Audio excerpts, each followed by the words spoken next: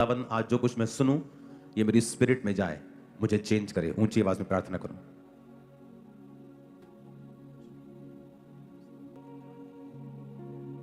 प्रभु यीशु मसीह के सामर्थ्य नाम में हम मांगते हैं। लास्ट वीक आपने सुना था कि हमने अपनी कैपेसिटी को अगर नहीं बढ़ाया तो परमेश्वर की इच्छा होने के बावजूद भी आप लोगों की लाइफ में वो ब्लेसिंग जो है वो एंटर नहीं करती।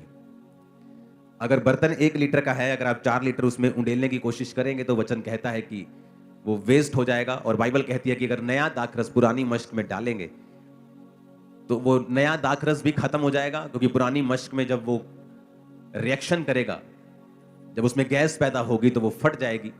तो परमेश्वर ने कहा अगर नया दाखरस तुम्हें बचाना है तो नई मश्क में डालना होगा। और नई मश्क चमड़े से बनी होती थी, और चमड़ा जब वो नया होता था तो लचकीला होता था। जब दाखरस डालते थे, जब उसमें गैस पैदा होती थी तो वो लचकीला होने के कारण फटता नहीं था और बच जाता था। तो परमेश्वर ने कहा था अगर तुम्हें नई ब्लेसिंग चाहिए तो मेक श्योर जो तुम्हारी मश्क है, तुम्हारा जीवन है, तुम्हारी लाइफ है, उस नई ब्लेसिंग के काबिल हो।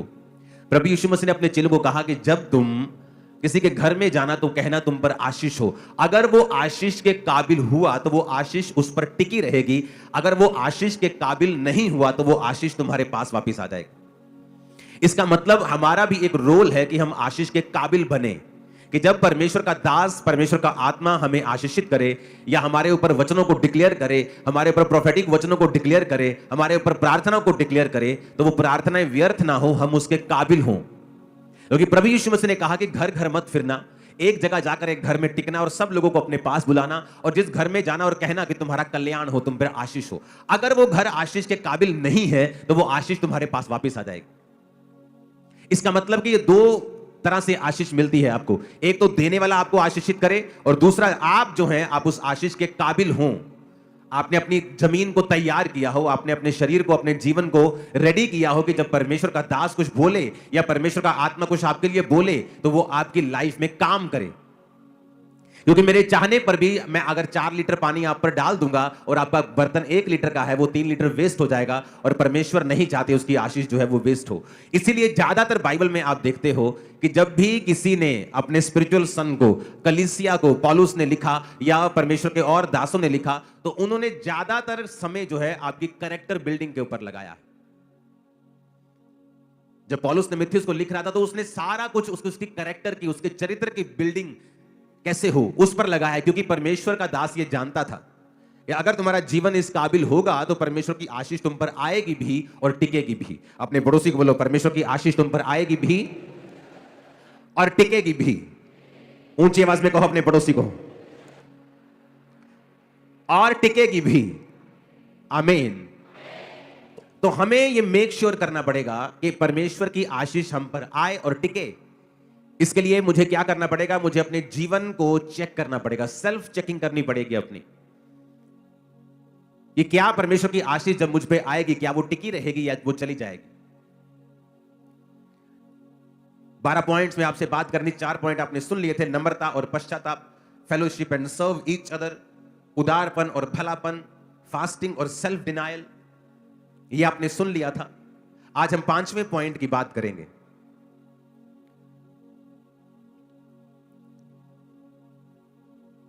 जो है, अपने पड़ोसी को बोलो, इंतजार करना। फिर से बोलो अपने पड़ोसी को, इंतजार करना। भजन संहिता 46 उसकी 10 आयत को हम पढ़ेंगे। कहता चुप हो जाओ और जान लो कि मैं ही परमेश्वर हूं। मैं जातियों में महान हूं, मैं पृथ्वी भर में महान हूं। कई बार परमेश्वर जो है वो शोर में नहीं है पर स्टिलनेस में है। बी स्टिल, ये ज्यादा पावरफुल वर्ड है चुप हो जाओ से। स्टिल होता है कि आप बिल्कुल आप शांत हो गए हैं अंदर से।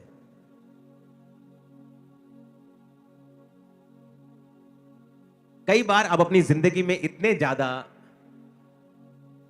परफॉर्मेंस ओरिएंटेड हैं कि आपको आपको हर वक्त परफॉर्मेंस देनी है परमेश्वर में।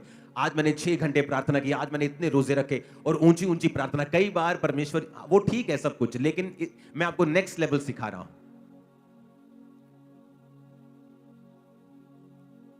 कई बार आपको कोई प्रॉब्लम हो गई, कोई घटना आपकी लाइफ में हो गई, इसको थोड़ा प्रीचिंग मोड पे करना, हल्का सा गूंज कम करना।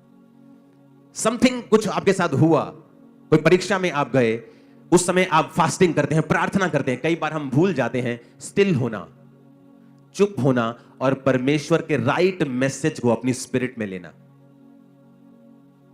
मैं जो आपको बातें बता रहा हूं ये प्रैक्टिकल हैं और डीप हैं जो मैं आपको बता रहा हूं। सम टाइम आपकी लाइफ में एक परीक्षा एंटर करती है, आप बोलते ओह ये क्या हो गया। आप उसके लिए प्रार्थना करते हैं, आप उसके लिए दवाई खाते हैं, आप उसके लिए फाइनेंस का कुछ करते हैं, आप उसके लिए प्रार्थना करते हैं, उपवास करते हैं, आप बेचैन हो जाते हैं। सम टाइम आपको स्टिल होना होता है और आपको परमेश्वर से प्रार्थना करनी होती है कि मैं इस सिचुएशन में क्यों हूं। और कई बार आपकी प्रार्थना के शोर में परमेश्वर आपसे बात नहीं कर पाता, या जब आप, ये मैं स्पिरिचुअल बात कर रहा हूं, मैं आवाज की बात नहीं कर रहा हूं, मैं शोर की बात नहीं कर रहा हूं, मैं समथिंग आपको स्पिरिचुअल सिखा रहा हूं। आपको समझने के लिए भी आज 2 दिमाग लगेंगे। सम टाइम आपको बैठना होता है और स्टिल हो जाना होता है। आप ध्यान हटा दो, आपको कहां पेन हो रही है, कहां आपके फाइनेंशियल प्रॉब्लम है, कहां आपका पति, आपका बेटा आपको तंग कर रहा है। वो सारी बेचैनियां, वो सारी उधेड़ बुन, वो सारी बेचैनी, सारा हिलाने वाला सिस्टम, वो सब उनको त्याग कर आपको जस्ट प्रार्थना में स्टिल होकर बैठना होता है और जस्ट पवित्र आत्मा को कहना होता है कि आप मुझे इस सिचुएशन में क्या मैसेज देना चाहते हैं। आप हैरान हो जाएंगे जब परमेश्वर का आत्मा उस सिचुएशन में आपसे बात करेगा और आप उसको फॉलो करेंगे। आप अपने आप को नेक्स्ट लेवल पे देखेंगे जो आपने पहले कभी नहीं देखा। पर ये बात सारी मैं आपको प्रैक्टिकल थोड़ा बता रहा हूं, इसको समझाना भी मुश्किल है थोड़ा सा। आप कई बार इतने बेचैन होते हैं प्रार्थना में और आप अपनी लाइफ की इन चीजों में कि आप भूल जाते हैं कि आपको परमेश्वर कई बार स्टिल जब आप होते हैं, जब आप काम होते हैं,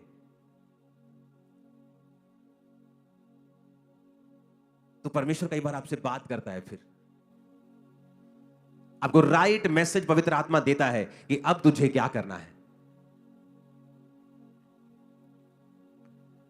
मैं नहीं जानता आपको समझ आ रही है कि नहीं, थोड़ा थोड़ा आ रहा है कि स्टिल होना, शांत होना, जो यहोवा की बाट जोते हैं वो नया बल प्राप्त करते जाएं। यशायाह 40 उसकी 31 आयत। यहोवा की बाट जोने का मतलब है कई बार आपको लगता है कि परमेश्वर लेट है और आप प्रार्थना कर रहे हैं, परमेश्वर तू जानता है मेरी उम्र 35 साल की हो गई, मैं अभी तक शादीशुदा नहीं हूं, देख सारी लड़कियों की शादी हो गई, परमेश्वर सारे मुंडिया का ब्याह हो गया, परमेश्वर मेरा कदम होएगा, परमेश्वर कदों तू। और कई बार हम इतने बेचैन हो उठते हैं कि हम भूल जाते हैं कि हमें स्टिल होना है और स्टिल होकर, शांत होकर वेट करनी है शांति में। हमें प्रार्थना करनी है, आप ऊंची या कम ऊंची जैसी भी करें, लेकिन आपका जो हार्ट है वो स्टिल होना चाहिए और ये आपकी कैपेसिटी को बढ़ा सकता है।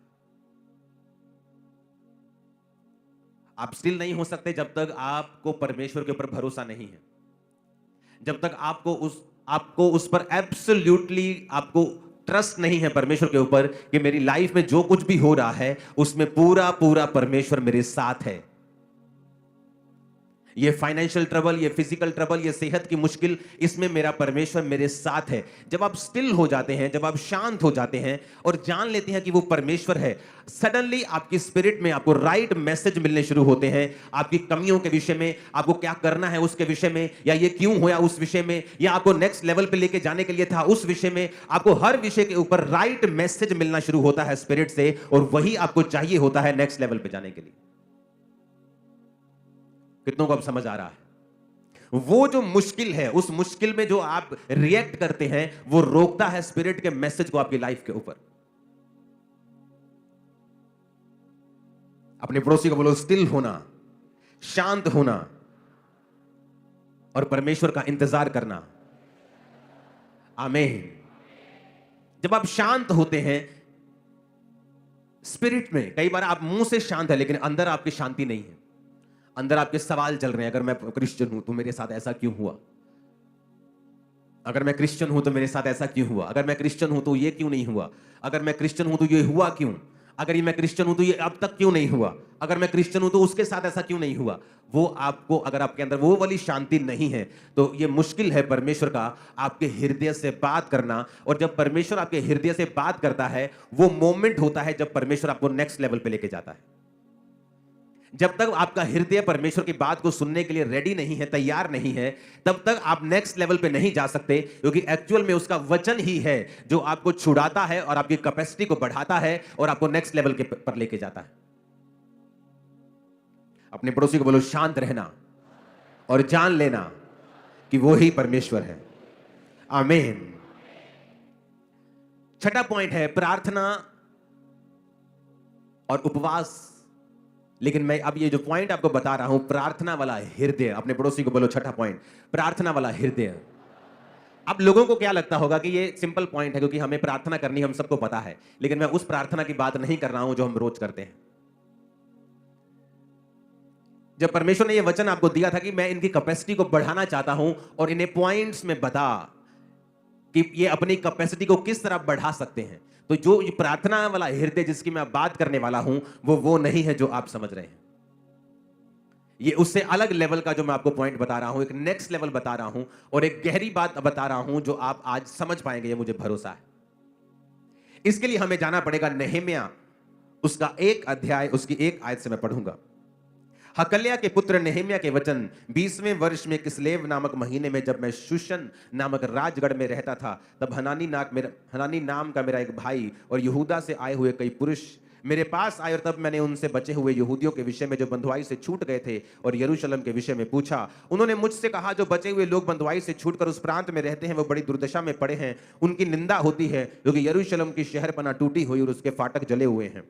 ये बातें सुनते ही बैठकर मैं रोने लगा और कितने दिन तक विलाप करता रहा और स्वर्ग के परमेश्वर के सम्मुख उपवास करता और ये कहकर प्रार्थना करता रहा, हे स्वर्ग के परमेश्वर यहोवा, हे महान और भय योग्य ईश्वर, तू जो अपने प्रेम रखने वालों और आज्ञा मानने वालों के विषय अपनी वाचा पालता और उन पर करुणा करता है। इस पर भी हम आएंगे, ये भी आज का एक पॉइंट है, लेकिन उससे पहले मैं एक आपको बात बताना चाहता हूं। अब यहां पर नहम्याह के पास कुछ भाई लोग आते हैं और वो बताते हैं कि यरूशलेम की जो शहरपनाह है, जो 4 दीवारी है, वो टूटी हुई है, उसके फाटक जले हुए हैं और जो लोग उनमें रहते हैं उनकी निंदा होती है, क्योंकि वो एक टूटे हुए शहर में रह रहे हैं, एक सड़े हुए शहर में रह रहे हैं जिसकी महिमा नहीं है, जो परमेश्वर का था, लेकिन उस पाप के कारण जो लोगों ने किया, और इजराइल के लास्ट राजा ने जितने पाप किए किसी ने भी नहीं किए होंगे, और उसकी वजह से परमेश्वर ने उस भवन को, उस शहर को फुकवा कर उसकी महिमा को मिट्टी में मिलाकर अपने लोगों को बंधुआई में भेज दिया। और जब परमेश्वर ने फिर से अपने वायदे को पूरा किया कि बंधुआई में जाने के बाद मैं फिर से थोड़े हुए लोगों को बचा के लेके आऊंगा, और परमेश्वर उनको वापस बंधुआई से बचा के लेके आया, और जब परमेश्वर को लेके आया तो उन लोगों के विषय में नहम्याह ने पूछा कि वो लोग कैसे हैं, और उन्होंने कहा कि उनकी हालत बहुत बुरी है, वो दुर्दशा में है, शहर जला हुआ है, फाटक जले हुए हैं, शहरपनाह टूटी हुई है, उनकी निंदा रोज होती है, लोग उन्हें तुच्छ समझते हैं, काखदा भी नहीं समझते उन्होंने। और वचन कहता है कि वो परमेश्वर के सम्मुख गया और प्रार्थना करता रहा। उसके बाद 2 बाब की 1 आयत को फिर मैं पढ़ूंगा।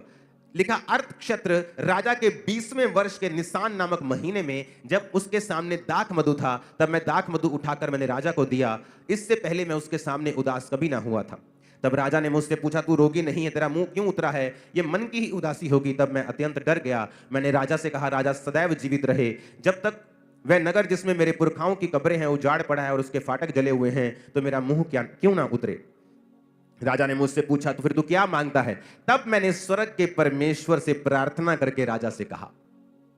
अब ध्यान से समझना मेरी बात। मैंने 2 तरह के क्रिश्चियंस देखे हैं अपनी लाइफ में। एक है वो प्रार्थना करते हैं, जब वो प्रार्थना में बैठते हैं, ऊंची ऊंची प्रार्थना करते हैं, अच्छी प्रार्थना करते हैं, गुड प्रार्थना करते हैं। और एक दूसरी तरह के क्रिश्चियंस हैं जो प्रार्थना भी करते हैं, लेकिन उनका जो हृदय है, उनका जो हार्ट है, वो एवरी टाइम प्रार्थना के मोड में रहता है।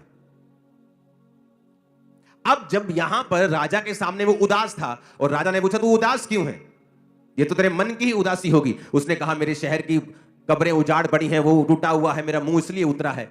तो राजा ने कहा बता मैं तेरे लिए क्या करूं। तो उसने वचन में लिखा है, तब मैंने स्वर्ग के परमेश्वर से प्रार्थना करके कहा। अब वो प्रार्थना करने के लिए वापस कमरे में नहीं गया, लेकिन वो जो प्रार्थना कर रहा था वो अपने हार्ट में कर रहा था। ये मेरे स्पिरिचुअल फादर ने मुझे सिखाया था कि जब तुम लोगों से बात भी कर रहे हो तो अपनी स्पिरिट में प्रार्थना करो। कई बार जब आपकी लाइफ में मैं आता हूं और ले हैंड करता हूं, आपको परमेश्वर प्रोफेटिक वर्ड बताता है, मैं आपके साथ बात कर रहा हूं, लेकिन इनसाइडली मैं परमेश्वर से बात कर रहा हूं।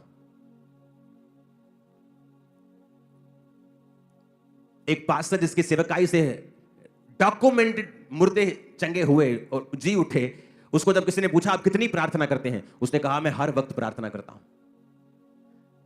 अब ये दो तरह के लोग इसमें भी होंगे। एक होंगे जो बोलेंगे नहीं मैं बैठ के प्रार्थना नहीं करता हूं, मैं चलता फिरता प्रार्थना करता हूं, परमेश्वर को हर वक्त याद रखता हूं। वो उस तरह की प्रार्थना नहीं है जिसकी मैं बात कर रहा हूं। जिस प्रेयर वाले हार्ट की मैं बात कर रहा हूं, उस लेवल तक आप कभी नहीं पहुंच सकते जब तक आप रोज 3-4 घंटे प्रार्थना नहीं करेंगे मिनिमम। क्योंकि अगर आप कहेंगे मैं बैठ के प्रार्थना नहीं करता हूं, मैं चलता फिरता करता हूं, आप एक अलग लेवल पे हैं, आप छोटे लेवल पे हैं। लेकिन जिस लेवल की मैं बात कर रहा हूं, जब आप रोज परमेश्वर के साथ उसको अपना समय देते हैं, आप उसको अपना मुंह दिखाते हैं, आप प्रभु के सामने खड़े होते हैं, और जब आप प्रार्थना से उठकर फिर अपने कामों में चले जाते हैं, अपने बिजनेस में, अपनी जॉब में, अपने डेली अफेयर्स में चले जाते हैं, तब आपका जो हृदय है वो प्रेयरफुल होना चाहिए। मोस्टली लोग ये नहीं समझते हैं कि इससे इसे इंटीमेसी कहते हैं, परमेश्वर के साथ हर वक्त प्रभु के साथ जुड़े रहना।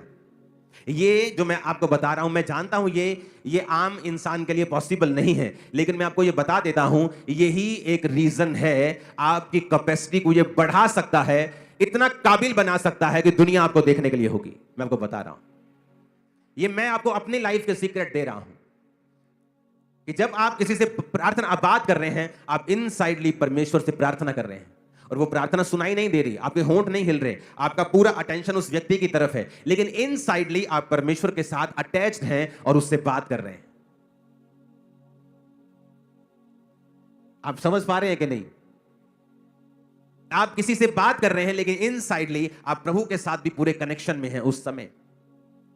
और ये चीज की प्रैक्टिस, ये चीज का अभ्यास आपकी लाइफ की जो कैपेसिटी है, अगर आपका बर्तन आज 100 लीटर का हो जाए, परमेश्वर कभी उसमें 50 नहीं रखेगा, वो 100 का 100 आपको देगा। और जो बातें मैं आपसे कर रहा हूं जी, आपको 1 से 4 नहीं है, 1 से 100 कर देगा।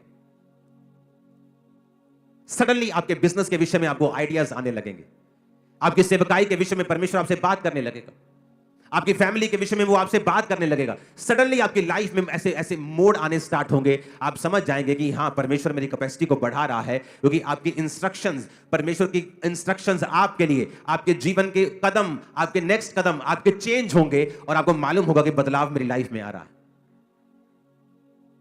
आमीन। कहता जब राजा ने मुझसे कहा बता तुझे क्या चाहिए, कहता मैंने स्वर्ग के परमेश्वर से प्रार्थना करके कहा। कहां? अंदर। लोगों को लगता है कि ओके मुझे एक जगह खरीदनी है, ओके बैंक में बैलेंस है सीए साहब, हाँ हाँ बैलेंस है, ओके मैं जाता हूं जगह खरीदता हूं, और सडनली वो क्या देखते हैं, अपने आप को ट्रबल में फंसा हुआ।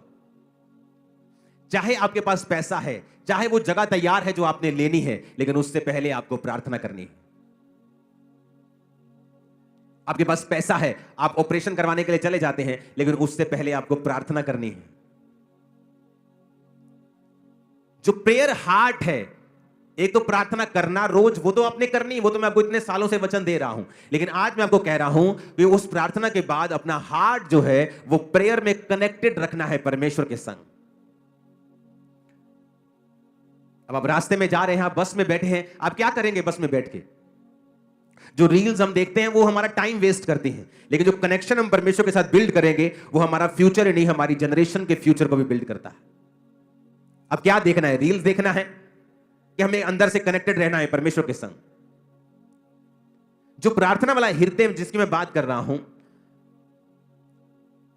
वो जब आप उस लेवल पे आ जाते हैं, आप परमेश्वर से, आपको ये जोर नहीं लगता, आपको ऐसा कई लोगों को लगेगा ये पागलपन हो सकता है या ये ज्यादा ही कुछ ओवर नहीं हो गया। नहीं, आपको लगता है ये ओवर है, लेकिन बाद में जब आप इस बात को समझ जाते हैं और आप प्रभु के साथ कनेक्टेड रहते हैं, आप अपने परिवारों में भी रहेंगे, आप काम भी करेंगे, अपनी ड्यूटीज भी पूरी करेंगे, आप आनंदित भी रहेंगे, आप क्रिकेट भी खेलेंगे, सब कुछ होगा। लेकिन जो आप करते हैं आप कीजिए, लेकिन आप इनसाइडली आप पूरी तरह से परमेश्वर के साथ इंटीमेसी में होंगे और परमेश्वर आपसे बात करते रहेंगे, पवित्र आत्मा आपको गाइड करता रहेगा, आप कभी नीचे नहीं आएंगे, शैतान कभी आपका नुकसान ना कर पाएगा। मैं आपको बता रहा हूं,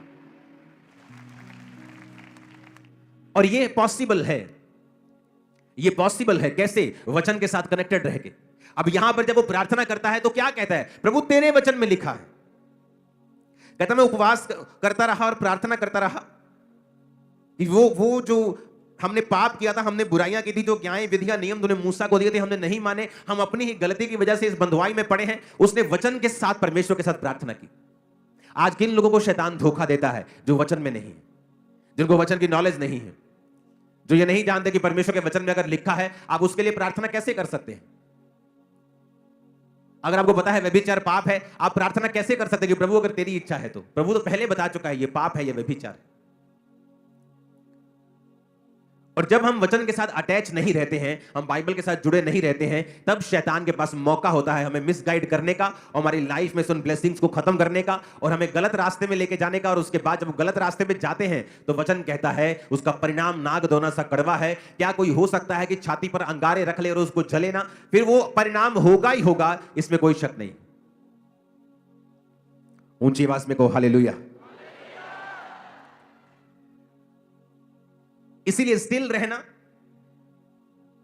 शांत रहना, अपने स्पिरिट को अंदर से शांत रखना और अपना ध्यान परमेश्वर की ओर लगाना। और दूसरा, प्रार्थना वाली स्पिरिट और हृदय रखना। वो प्रार्थना वाला हृदय जो परमेश्वर के साथ कनेक्टेड हो और परमेश्वर के साथ जुड़ा हुआ हो। हालेलुया। जब आप परमेश्वर के साथ कनेक्टेड होते हैं, फिर आपको फिर फेसबुक से डाटा लेकर प्रोफेसी करने की जरूरत नहीं पड़ेगी। आपको लोगों को मूर्ख बनाने की जरूरत नहीं पड़ेगी। उसके बाद आप फिर परमेश्वर का दंड लें, ऐसी नौबत नहीं आएगी। आप किसी के सामने बैठे हैं और आप जब उनसे बात कर रहे हैं, आप अंदर परमेश्वर के साथ कनेक्टेड हैं और आप अंदर परमेश्वर से पूछ रहे हैं कि परमेश्वर इस व्यक्ति के बारे में मेरे ऊपर जानकारी तू शेयर कर, जाहिर कर। आप अंदर से प्रार्थना कर रहे हैं और आप उनकी बात भी सुन रहे हैं और सडनली परमेश्वर का आत्मा आपसे बात करता है। मैं उस इंटीमेसी की बात कर रहा हूं जो आप सड़क पे चल रहे हैं और अंदर से आप परमेश्वर के साथ कनेक्टेड हैं। आप प्लेन में हैं और प्रभु के साथ कनेक्टेड हैं। आप सिर्फ उस समय कनेक्टेड नहीं है जिस समय आप प्रार्थना कर रहे हैं, और प्रार्थना करने के बाद फिर आप पूरी तरह से वही कर रहे हैं जो संसार कर रहा है। मैं उस तरह की बात नहीं कर रहा हूं। मैं आपको जो वचन दे रहा हूं, ये आपके बर्तनों को, आपकी कैपेसिटी को इतना बड़ा कर देगा कि आप उस लेवल पर रह ही नहीं सकते। आपको नेक्स्ट लेवल पे जाना ही जाना है, इसी साल जाना है। आमीन।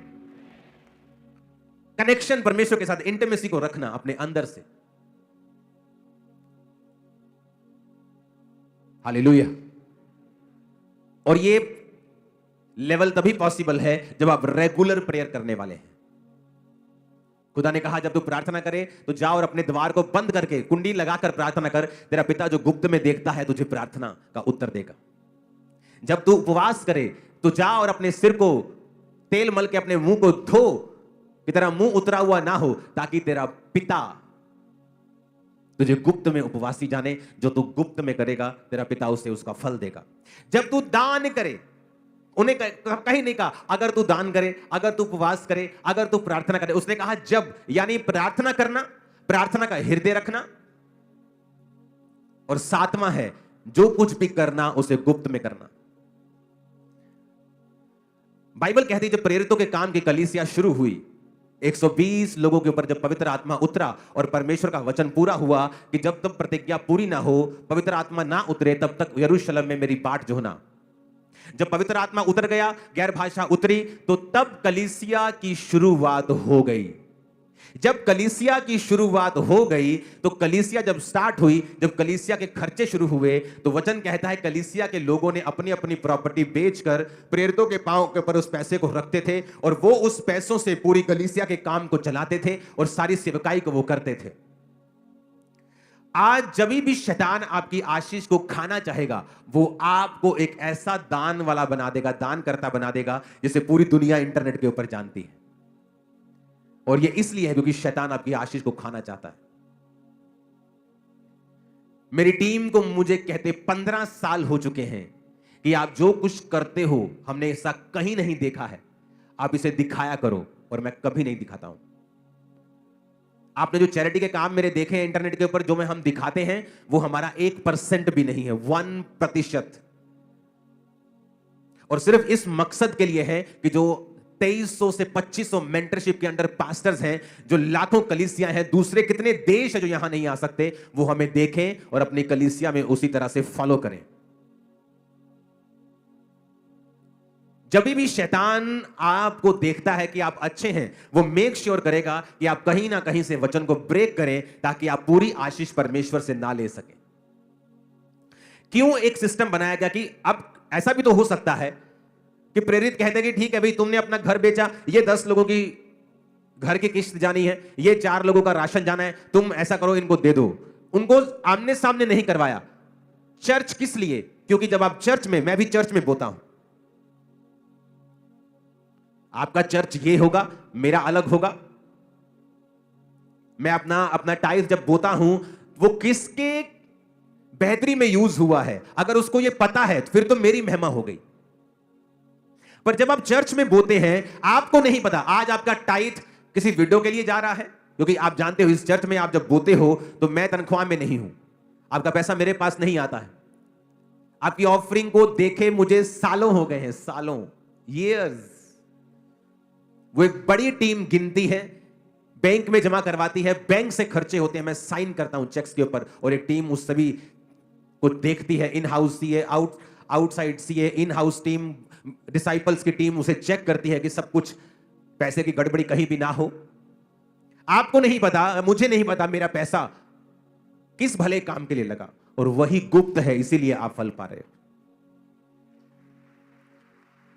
लेकिन जब आप इंटरनेट पे चले जाते हो और आप अपनी सारी जो भी आप करते हो उसे इंटरनेट पे डालते हो, क्या करता है शैतान? अगर वो देखता है कि एक विश्वासी अमीर है, वो ये कोशिश करेगा कि उसको बोले कि तू अपनी चैरिटी कर, तू खुद इंटरनेट के ऊपर आ, ताकि लोग, क्योंकि जब लोग ऐसा काम करते हैं तो आपको गुड फील होता है। Every good feeling is not from God. और आपको लगता है कि लोग आपको अप्रिशिएट कर रहे हैं, लोग आपको अच्छा कह रहे हैं। नो, ये बिब्लिकल नहीं है। मैं न्यूयॉर्क में एक चर्च में था। न्यूयॉर्क टाइम्स स्क्वायर दुनिया का सबसे महंगा एरिया है, और मैं वहां पे गया, और एक वहां पे चर्च में जो हेड है वो मेरे क्रूसेड के ऊपर थे, और वहां पर जो चर्च के हेड है उन्होंने मुझे इनवाइट किया कि आके आप आएंगे। मैंने कहा मैं क्यों नहीं आऊंगा, वो पिक्चर्स हैं हमारे पास वो चर्च की, अगर वो जाती हैं स्विचर्स पे तो भेजना आप। वो चर्च को जब हमने अंदर गए, हम इनवाइटेड थे, वहां हमने देखा तो वो चर्च के बारे में बताया कि आज उस जो चर्च की वैल्यू है वो 900 करोड़ रुपए है।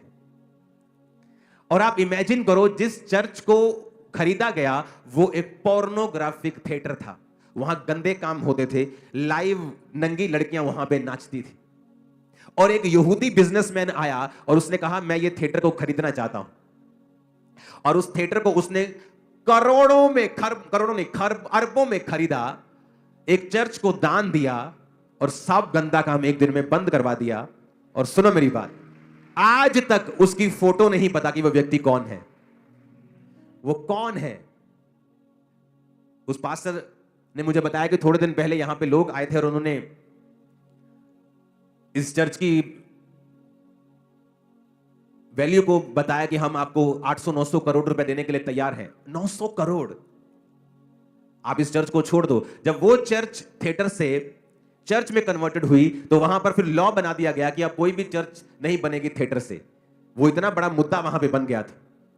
वो आज टाइम्स स्क्वायर की ओनली चर्च है जो हर टाइम ओवर भरी रहती है, क्योंकि टाइम्स स्क्वायर में हर जगह जाने के लिए आपको डॉलर्स लगते हैं आपको, लेकिन वो चर्च फ्री सर्विस, जब कहती है फ्री सर्विस, लोग बहुत आते हैं वहां चर्च में वचन को सुनने के लिए।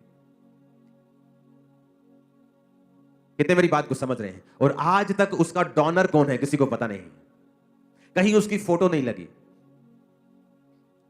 लेकिन हमें चाहिए होता है, अगर हमने 50,000 रुपए दिया, पत्थर पे नाम लिख के हमारा चर्च में लग जाए। कितने मेरी बात को समझ रहे हैं? क्राइस्ट ने हमें अलग तरह से बुलाया है। ये देखो चर्च आ गई सामने।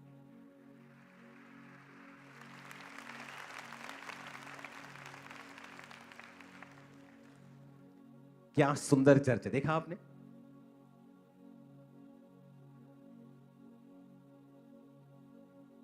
ये वो हॉल है जहां हम गए थे। इसके आसपास ऊपर नीचे बहुत से हॉल्स, बहुत से ऑफिसेज, बहुत सी इसमें और भी चीजें हैं इस हॉल में। वेरी ब्यूटीफुल, बहुत शानदार, जबरदस्त। और यहां पर एक भी जगह आपको मालूम नहीं होगा कि किसने, और इमेजिन करो एक बिजनेसमैन आया और उसने परमेश्वर के नाम के लिए इतना बड़ा काम कर दिया। जो बड़े बिजनेसमैन हैं उनका उनका मकसद अपनी एनजीओ खोल के चैरिटी करना नहीं होना चाहिए, क्योंकि उसमें लोग आपको जानते हैं, आपकी फोटो जानते हैं, आप जानते हैं। इसलिए परमेश्वर ने चर्च सिस्टम को बनाया कि जब आप चर्च में बोते हैं, लोग नहीं जानते हैं कि वो पैसा जिनकी जिनकी मदद हो रही है, जो मेडिकल जिनके ट्रीटमेंट चल रहे हैं, यूनिवर्सिटीज की फीसेस जा रही हैं, बच्चों की स्कूल फीसेस जा रही हैं, जो अनाथ बच्चे भी मैंने गोद लिए हुए हैं, आपको शायद नहीं मालूम होगा, वो भी आप जब बोते हैं उन्हीं पैसों से उनकी सेवा हो रही है।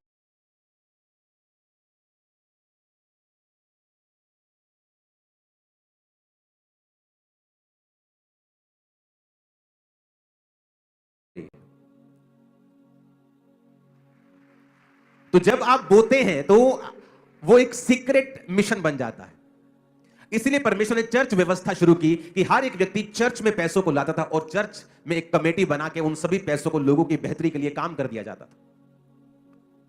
तो आज इस चीज से बच के रहना, अगर आप फाइनेंशियली ब्लेस्ड हैं, मेक श्योर कि चर्च के बड़े से बड़े कामों के लिए आप आगे होने चाहिए। यह है परमेश्वर का एक्चुअल प्लान आप लोगों के लिए। यह है परमेश्वर का मास्टर प्लान आप लोगों के लिए। अगले महीने झारखंड में क्रूसेड है, बहुत बड़ा। तो जब क्रूसेड टीम मेरे पास है तो मैंने उनको बताया कि मैं इंडिया में मुझे 1000 इनविटेशंस हैं क्रूसेड्स के, 1000 से भी ज्यादा ही होंगे।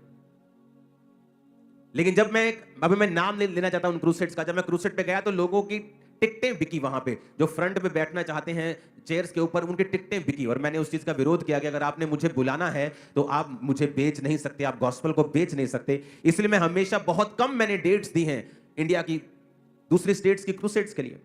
लेकिन जब झारखंड की टीम आई तो मैंने उन्हें बताया कि मैं इस चीज से डरता हूं और इस चीज से मुझे घिन आती है कि जब ये चीजें होती हैं।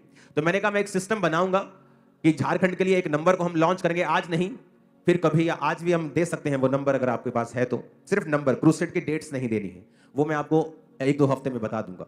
तो इसके लिए हमने एक नंबर बनाया कि इस नंबर पे जो लोग क्रूसेड्स के लिए बोना चाहते हैं, चाहे वो झारखंड के हों, चर्चिस वहां पे कोई भी कलेक्शन अब नहीं कर पाएंगे। उससे क्या होता है कि जो चर्च करवा रही है, मान लो वो तो अच्छी है, लेकिन गलत नाम के ऊपर भी गलत लोग भी पैसा इकट्ठा करना शुरू कर देते। पापा आ रहे हैं और प्रभु का दास आ रहा है, आप पैसा दो पैसा दो, तो मैसेज आने स्टार्ट हो जाते हैं कि आपके नाम से लोग पैसा इकट्ठा कर रहे हैं। तो मैंने एक सिस्टम बना दिया कि चर्च का, अगर खामरा चर्च का क्रूसेड है तो ये बात समझ ली जाए कि कभी भी इसके लिए कलेक्शन नहीं होगी। जिसने बोना है ये एक ही नंबर आपको दे दिया जाएगा, इस नंबर पे कॉल करो कि मुझे इस क्रूसेड के लिए बोना है, मुझे पार्टनर बनना है। और उसी दिन जब आप क्रूसेड होता है आपसे मिल लिया जाता है 1-1 मिनट के लिए।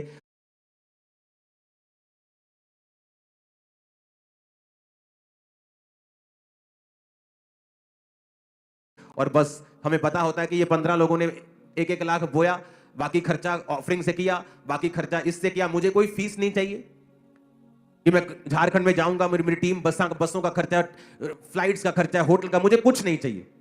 मुझे ये चाहिए कि सारा कुछ क्लीन हो, नीट हो, कोई पैसा कोई किसी से खाया ना जाए, किसी के साथ कोई हेराफेरी ना हो। तो ये नंबर मैंने बना दिया, सिस्टम बना दिया। अब जहां भी इंडिया में क्रूसेड होगा, आप इस बात को समझ लेना कि उसके लिए कहीं भी कलेक्शन, चर्च से कलेक्शन नहीं होगी। जिसने कुछ भी देना है, पार्टनर बनना है, वो इस नंबर पे कॉल करे। सारी दुनिया को पता होगा कि हाँ भाई इन लोगों ने बोया है, इसमें कोई भी हेरा फेरी का चांस खत्म हो गया, जीरो हो गया, खुदा ने रास्ते खोल दिए हैं। मुझे हमेशा से आदत है प्रोटोकॉल बना के चलने की। फिर वो जो प्रोटोकॉल परमेश्वर मुझे देता है वो लाइफ टाइम चलता है और उसमें कभी गड़बड़ नहीं होती। तो ये प्रोटोकॉल अब बन चुका है कि इस नंबर पे आप कॉल करो, बताओ कि मैं झारखंड क्रूसेड में पार्टनर बनना चाहता हूं, मैं उसमें बोना चाहता हूं, क्योंकि वहां खर्चा लाखों में होगा। क्रूसेड की डेट फाइनल हो चुकी है, मार्च में फाइनल हो चुकी है। आपको मैं बता दूंगा जब समय आएगा, राइट टाइम आएगा, मैं आपको उसको बता दूंगा। तो ये नंबर नोट करके जब भी क्रूसेड होगा आपको उनके नंबर पे कॉल करनी है कि मैं इस क्रूसेड के लिए जो मेरे एरिया में हो रहा है, अब पठानकोट में होगा या फिरोजपुर में होगा, यहां होगा, ईस्ट में होगा, जहां जहां भी क्रूसेड्स होंगे तो ये नंबर होगा, इसी नंबर पे आप पार्टनर बनेंगे। सबको पता होगा कि हाँ भी इसने इसी नंबर पे बोया है, कोई और कलेक्शन जो है नहीं है। इस नंबर के अलावा आपने कहीं और कलेक्शन में हिस्सा दिया है तो वो चर्च का हिस्सा नहीं है, ताकि कोई भी व्यक्ति चर्च के नाम पर किसी से धोखाधड़ी ना कर सके। जितनी ताकत है तारीफ कर दो खुदावंद। हालेलुया। तो अब हमें यह बात रखना है कि क्यों परमेश्वर कहता है प्रार्थना करो तो कुंडी लगाओ और गुप्त में करो। अगर तुमने रोजा रखना है तो ये नहीं तुम्हारी शक्ल बनी हुई हो, तुमने गंदे कपड़े डाले हुए, टाट डाल के तुम ऐसे झुक के चलो और लोगों को बताओ आज मेरे भाई ने रोजा रखा है। परमेश्वर कहता है रोजा रखो तो बाल अपने स्ट्रेट करो, जरा तेल लगाओ और थोड़ा मुंह पे तेल करके थोड़ा धो के पूरा साफ सफाई करके रखो कि तुम उज्जवल लगो लोगों में, ऐसा ना लगे कि तुमने रोजा रखा है। तेरा पिता जो गुप्त में देखेगा तुझे उपवासी मानेगा और तुझे फल देगा। जब तू दान करे तेरे दाहिने हाथ को पता हो, बाहिने को ना पता हो, तेरा दाहिना करे बाहिने को ना पता लगे, बाहिना करे दाहिने को ना पता लगे। जब तू दान करे तेरा दान भी गुप्त में हो। हालेलुया। अगर आप उन लोगों की हिस्ट्री देखेंगे जिन लोगों ने ओपनली आकर और बताया है कि मैं दानी हूं, मैं दानी हूं, आप देखेंगे उनकी रेपुटेशन एक समय में आकर बहुत खराब हो जाती है। उसका उनको कोई फायदा नहीं होता है। आपका दान गुप्त होना चाहिए। यही सिस्टम है। अगर हम अपने आप को कैपेसिटी में बढ़ते हुए देखना चाहते हैं तो जो विजन, जो दर्शन परमेश्वर देता है वो हमेशा कलीसिया को देता है। हालेलुया। परमेश्वर जो है वो मैनेजमेंट का परमेश्वर है। वो अगर आप मैनेजमेंट से बाहर जाएंगे वो आपके संग कभी काम नहीं करता। वो परमेश्वर ऑर्डर का परमेश्वर है। आप कभी बाइबल में बताओ जब परमेश्वर ने विश्वासी से परमेश्वर ने बात की हो और मूसा से ना की हो? कभी नहीं। परमेश्वर का एक ऑर्डर था, ठीक है मैं मूसा को ठहराता हूं, मैं मूसा से बात करूंगा, मूसा तुमसे बात करेगा, ये मेरा ऑर्डर। ऑर्डर के बाहर जब भी आप जाएंगे आपको हमेशा निराशा मिलेगी। एक कपल मुझसे मिलने के लिए आए, पास्टर थे और उनकी वाइफ थी, और पास्टर ने डाइवोर्स फाइल कर दिया अपनी वाइफ के खिलाफ। जब उनसे मैं मिला तो मैंने जब उनको देखा तो वही ऑर्डर के खिलाफ चलना। क्या ऑर्डर था कि पास्टर ने कहा जब वो प्रेग्नेंट थी कि तू जा और अभी जाके डॉक्टर के पास जाके इसकी डिलीवरी करवा। डॉक्टर ने कहा तू लेट हो गई है तो इसकी डिलीवरी कर। उस औरत ने कहा नहीं मैं परमेश्वर से पूछूंगी। जब बात हुई तो इसका रीजन यह था कि वो उसकी जो मम्मी थी औरत की, वो उसको गाइड करती थी बहुत, और वो अविश्वासी थी। तो उसने कहा प्रभु से मैं पूछूंगी। और जब उनके बेटा नहीं था, बेटियां ही थी, जब वो लेट हो गई औरत तो वो जो बेबी बॉय था पेट में वो मर गया, उसकी डेथ हो गई। और जब वो मुझसे मिले तो मैंने कहा कि जब तेरा हस्बैंड इस बात को कह रहा है जा, तो तुझे पता है कि ये उसकी नहीं, ये परमेश्वर की आवाज है तेरे लिए। क्योंकि परमेश्वर का ये ऑर्डर है कि वो आदमी के जरिए एक हाउस होल्ड से बात करेगा। औरत को जो आदमी ने बनाया है वो कभी मेंटेन नहीं कर सकता, औरत उसको मेंटेन करके रखती है।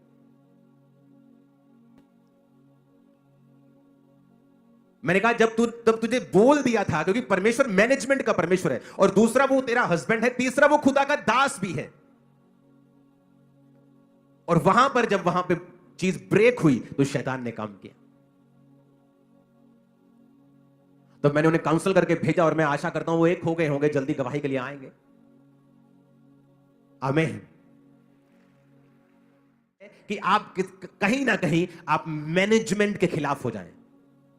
मूसा ने एक औरत से शादी की और लोग उसके खिलाफ हो गए क्योंकि वो वचन के खिलाफ था, या दूसरी जाति की वो थी, या कुछ रीजन इसका हो सकता है। परमेश्वर ने कहा अगर मूसा ने गलती की, तुम्हें किसने ठहराया कि तुम मूसा की इंसल्ट करो? और मरियम कोड़ी हो गई। तब उनको समझ आया कि जो परमेश्वर ने ठहराया है आप उसका विरोध नहीं कर सकते, क्योंकि ये उसके मैनेजमेंट का, उसके सिस्टम का विरोध होगा। जब भी परमेश्वर आपको ब्लेस करता है वो आपको मैनेजमेंट के नीचे रखता है।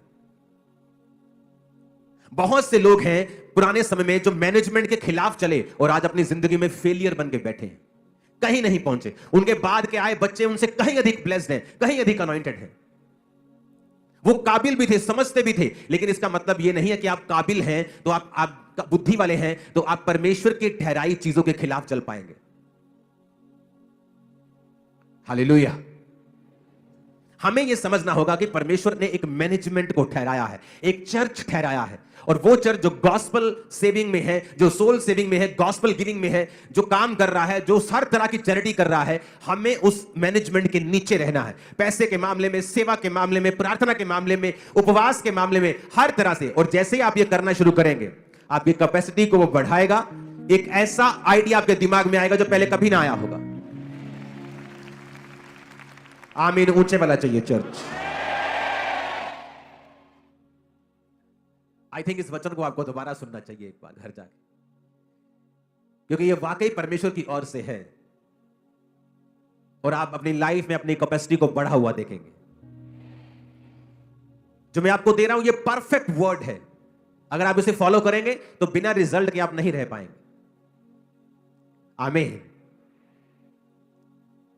एक दिन एक पास्टर मुझसे मिलने के लिए आए दूर जगहों से, और जब मैंने उनको सारी चर्च की चीजें दिखाई, इधर उधर जो पूरी तरह से हम फैले हुए थे, तो दिखाया और प्रेयर माउंटेन, उसे कहा मैंने आपकी लाइफ में रिलैक्सेशन देखी है, इतना काम करने के बावजूद भी ये बहुत इम्पॉसिबल चीज मैं देख रहा हूं कि कहीं क्रूसेड्स हो रहे हैं, कभी मीटिंग होने की, फॉरेन क्रूसेड्स हो रहे हैं, सब जगहों पे बात चल रही है, कंस्ट्रक्शंस हो रही हैं, काम हो रहे हैं, गॉस्पल हो रही है, सुसमाचार रोज 500-700 लोग रोज जा रहे हैं, लाखों लोगों को सुसमाचार दे रहे हैं, मीडिया के जरिए काम, लेकिन आप रिलैक्स कितने हैं?